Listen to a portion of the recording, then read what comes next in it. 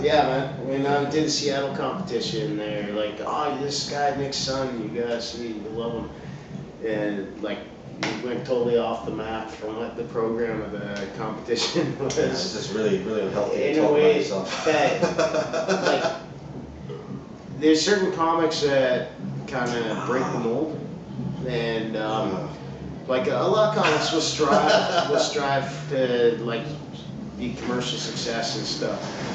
I'm like into shock. No, but you can't have someone compliment you while you're sitting there. What am I supposed to do? Stop masturbating or something like that? Yeah, tell me how good I am. It's not a compliment. It's just the truth of what unfolded. I'm a mold breaker. What's that? A mold? In a city like Seattle that has a good counterculture appreciation, they really gravitate to what Nick put out there. It's like For one of the nights, the other 5 sucked. Well, the others just for that contest sucked, man. But the people behind it are awesome. Yeah, the later rounds, the judging gets better, but it's basically this marathon where you go through rounds of like, first week they got like, there's 2 preliminary weeks where you're doing 5-minute sets, and then 5 people advance the next round, and you do 10-minute sets, and 5 people advance, and then you get to do real sets. But it's all like bullet material and crowd response, so those guys that go up there doing like shitty fucking hacky impressions and crowd pleasing stuff will advance because sometimes the judging isn't always up to scale. Some nights they'll look up and there'll be someone like a stand-up or someone in the crowd or something, you know. And I should have won it. Didn't stand-up like come down one night and see you there and then ask you to come over? I don't really name drop here. Alright. But it's like he said, hey, fuck off the contest and come. Yeah, pretty much. Yeah, that's what I did. Yeah, man. Yeah. Well, you know, all the. Win. Yeah, no, totally. Yeah, man. It's time of my life. It's peak my career. Keep so yourself far. pure and good things happen. Have you done anything else other than comedy? I went to university and then dropped out, didn't like it, and then worked shit jobs. No, not really. No, I haven't really done anything. Have you? And I went to university and dropped out, did some shit jobs, but Yeah, like no, I just started when I was 20, so. Yeah. Really? You started old. Well, I know. Dude, you gotta catch up. I talked to that guy. What's his name? Charlie, the guy who's did Roger Rabbit's voice. Okay, yeah. yeah, I was like, how long you been doing it for? And he went, since I was 8. With such bitterness. I was like, whoa, I was just asking a question. Yeah. Is it like easier to be a comic when you're older because you know more stuff? You grow into yourself as a human so. being, you know, and have perspective on the world that you can tie ideas together. Yeah, definitely. Your worldview grows more as you get older. Yeah, even when you're young, you might have had, like, I know I had an outstanding worldview of certain things, but I just didn't have the experience to be able to express it in a way that other grown-ups would take me seriously. Yeah, also when you're a young man, you tend to have no conscience and a lot of your jokes. Yeah, they're dark. Revolve around and shuffle around. Yeah, yeah. Unlike now. Is that really true what you said? I feel, for me at least, and a lot of my friend comics who start out. Yeah. Generally, it's all just horrible jokes about horrible stuff. Yeah, like you know, it's like if you go around open mic circuit in the UK, you'll come across like on any given night like 10 pedophilia jokes. Yeah. Whatever the hot topic like button is. Whereas like 5 years ago, maybe only one comic was making a joke about it. Like Frankie And 10 Boyle years ago, they used to do a lot of jokes about bouquets. Why? I was just lying. Oh. Yeah, it's yeah, and when you're young too. Also, like when I was like 17, going up in front of like 30-year-olds, they didn't want to hear my world perspective. They're like, what the fuck's this? Yeah. You know, so I hid behind abstract one-liners and stuff like that for the first few years, like, which was fun, like, but you realize that maybe there's a purpose behind stand-up, that you can actually exercise a voice and To get money and chicks. You go past that. Guns. And guns, yeah. You get the guns and then Cream cheese. yeah. But to not be on a soapbox with it, but you almost got a responsibility after a certain point to actually say shit that matters, if you can layer it in there. Kind of, but you don't take yourself too seriously. Yeah. I did that for a while. It was horrible. Yeah. Yeah, you know. This is what I think. Yeah. You know, it's like 3 people come up after, oh, that was really terrible. I really like that. You know, you better do what they liked. You know? That thing where you weren't funny for 5 minutes and just talked about what you believed in, that was really boring. I'm just being self-deprecating because I'm on the phone. Okay, well, that's okay. Sure. Yeah. But when did someone first laugh at both of you? You first, you said. I was actually thinking about this the other day. Off the hook. I was thinking about this. I Yeah. remember, you know when you used to ride around those little toy cars when you were a little kid? You know the little, where you, like the Flintstone cars where you like stuff? Yeah, well, maybe it's a boy thing. Yeah, well maybe it's one thing. But we're all going down this little driveway Yeah. slope, and I would have been like 3 or 4. And I remember I went down it really fast and I lost control and I started screaming, shit, shit.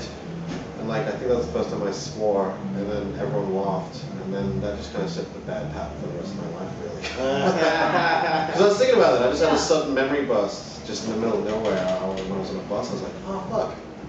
Maybe that had something to do with it. It's amazing that you just like remembered it when you were on the bus. I have a weird memory. No, it's just something must have triggered that. That Yeah. moment. I don't know, it's a distinct memory because I remember, and then I cried. I remember that too. Oh really? Yeah, I was thinking about the other day when you were going down the driveway in a little car. But you're a fully grown version of you. That's what made it funny. That's why I don't drive. Yeah. What about you, Vince? First laugh? Yeah. Oh. First time you noticed it. First big laugh when I was 4. 4. Yeah, I was at a wedding. I was a ring bearer at a wedding, and it was a Scottish wedding. And I had to wear like a kilt and everything like that. And so thinking, as I was carrying the ring in my hands, it's in my head like, all right, which one's which? Yeah, little kid. And when they did the exchange the rings, right, the big moment, and everyone's like ready to kiss the bride. Right before the priest said, "You may kiss the bride," and I was like, "I knew that was your ring, Anne Marie." And everyone fucking busted up the whole place, like it was like full house. And that's stuck in my head. Is like laughter is a good thing, And then Monty Python. I used to do Monty Python marathons from when I was about 5. We'd air it on PBS on the American station on the weekends, and my cousin and I would just stay up for 24 hours and sit and watch Monty Python and piss ourselves laughing, and just kind of like carried on. And Bill Murray. Yeah, I love Bill Murray. Gotham. Like movies, and then I found out what live stand-up was, and probably through Steve Martin, and then Woody Allen, and old albums and stuff. But I cartooned all the time, and I never saw myself as going to be a performer. I thought I was going to write and send sketches in Saturday Night Live. And then when I was like 16, my grandfather passed away. And my grandmother asked me to deliver the eulogy at the funeral. And I wrote a bunch of jokes. But I didn't deliver 16. Like, from this big family, like, she had 8 kids, and they all had grandkids, and he had brothers. So you use your grandfather's death as career advancement. Yes. That's merciless, man. So how do you live with yourself? So I just wrote out funeral jokes because everyone was sad, and it made me like, I was like making, like, you had to make it light, and why the fuck am I delivering the eulogy at my grandfather's funeral, So it was a weird experience. I had these dreams about his life, about things that I never had known about, and talked to my grandma. Did he sneak you out of a window one time, away from your parents before you went to war? And she, oh my God, he told me stories, I was having these like thoughts. But then I wrote jokes about the funeral and all that. And then my sister, who wanted to be an actor and growing up,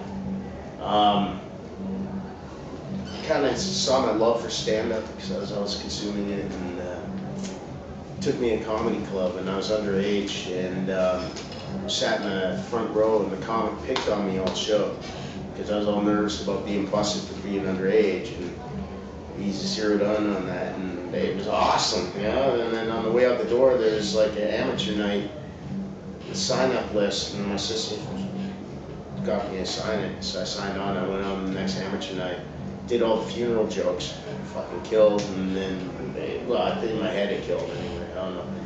And then the compere asked me to enter a competition at the university the next night that he was hosting, and I won the competition, and then I just started going on stage every night that I could, like, whatever it took, you know. I'd like drive to faraway places. I did probably about 300 shows in my first year, and it just kept snowballing, and yeah, it's just something I love doing, you know. It just, we were talking about that earlier, weren't we? It's like, can you live without it? Can I what? Can you live without it? I don't know. Nah, not really. I don't know. I mean, hopefully this is just like chapter 3 of the memoirs, and then like next year I hit the jackpot. Oh, hold on a minute. I think you're already. He's already on the jackpot, isn't he? He doesn't know it. He doesn't know it. Yeah, you never know it. Oh, really? You're on it. Fucking right. It's obvious, isn't it? Yeah. Yeah. On the artistic measure, I think you definitely are. Yeah, but I was just thinking of financial measures are different. Yeah, but you can't think about financial. It's like in that. Well, it's hard not to when that movie Comedian. Tesco all the time. Yeah, in that movie Comedian, where when you have to go by bus everywhere with a fake ticket, and you're like, hey, and it's like, no, I don't believe you. Okay, I wait for the next one. Yeah, you know, yeah. But no, let's romanticize the struggle. Well, make it feel like ours. You do. You have to get by on your wits and stuff like that in between thin stages. Yeah, because sometimes you turning down certain commercial gigs or. I turn a heap stuff. Yeah. You just like keep yourself artistically. I was joking there. Yeah. People were like, hey, I hear you turned down Macy Ruse. It's like, no, they don't ask me for anything. I'm in position to turn down Macy. I think what you just said is really important. That you guys, you turn stuff down so that you can stay true. Is that what I've you're saying? I've never been in a position to turn anything down. Subconsciously, it's all in your control. You're turning them down by. Oh yeah, definitely. Yeah. Like, I got asked that. This is a funny story. I was in Australia, and I had this Channel 9 guy come up to me. He was like, yeah, well, we want to see, they're going to maybe use you as a host. And I was like, what's the show? And he was like, a parody of an Asian game show. So, yeah, I don't know. Wow. I never had the chance to do it. Why didn't he take that? Sounds like. Oh, because he saw my show and he said, don't worry about it. Take that system. Alright. Yeah, I really wanted to be that guy, though. They say in Hollywood, you're not defined by the stuff you do, you're defined by the stuff you turn down. Oh, yeah. Like, I'm defined by nothing. Really? Well, maybe only one person in Hollywood said that to me. No, I'm sure. Hollywood's a big place. That's pretty interesting. Yeah, but it is, yeah. Like, well, at least that's what it was run through my head when I turned No, it's true. Well, it's true for everything. Like, you know. It is, isn't it? Yeah, you're defined by what is mine. Like John Travolta turned down, was it Officer and a Gentleman? What's that? It's Richard Gere's launch report. I don't remember. So had he done that, Richard Gere would not have had a career. Oh, that was like the guy from Something About Rain. Yeah. He turned down Gene Hackman's part in The French Connection. Oh, wow. Yeah, Good move. Bad. What? Well, because He was on Something About Rain. Oh, that's true. Yeah, you never got. And he was on the X-Files. All right. Yeah. So you never know. I'm going off the subject. Keep a comedy base. How do you keep your minds free by doing that? Doing what? Not doing stuff. Not doing stand-up. Not doing stuff. There must be other stuff that you don't do to keep your minds free. Like, I don't do any fucking housework. No fucking way. That's good. I gotta try that. My roommates aren't too happy with that. Well, Let's keep my mind free. Yeah. Well, I mean, theoretically, I should do exercise. When I swam, that was good, but then I stopped swimming. because, well, the times at the pool are very varied, and sometimes you have to compete with school children having lessons. And you get like that road rage in the pool. Yeah. Yeah, lane rage. And you Totally. like, It's elbow like playing the someone, fast lane, buddy. swim You're under medium at best. people. Yeah, like You're fast, slow. Get with the frog. Get in the red lane. But it's like that in life. It's a metaphor for life. Yeah. Everything is a metaphor in life. Yeah. In this city, I get like walking rage. Like, people just get in your way all the time. Oh yeah, I hate the people who take up the whole pavement. Like, Yeah. when they're like four. Yeah, they're like crisscrossing and But they're slowly probably those making guys. stuff. Yeah. Do you know what annoyed me today? Sorry. What annoyed me today What was that? on that? I was walking down the pavement and all these couples were walking down. And couples take up a lot of space. Yeah, and you I can't was go thinking- between them. I was getting that rage thing. Yeah. I thought, how mean am I? It's old people. No. Old people that make me mad. They're like, hurry up, fucking invalid. Yeah, and then you have to go and respect them. Okay, they're old, they can't move faster, but you run up a wall to get around them. But they must know people are like lined up behind them, but they're like, fuck you, I mean, keep on moving. I know if I was old and invalid, I would like crowd every fucking thing I could. I Well, don't you reckon can they love know. us. Hey, Moss, it's a payback. I'm going to say thank you. All right. Yeah? No, you thank very you. much indeed, and good luck. Yeah. All Thank right. you very much. Yeah, thank you. Is it out of, Yeah. You edit it so it looks so whiny.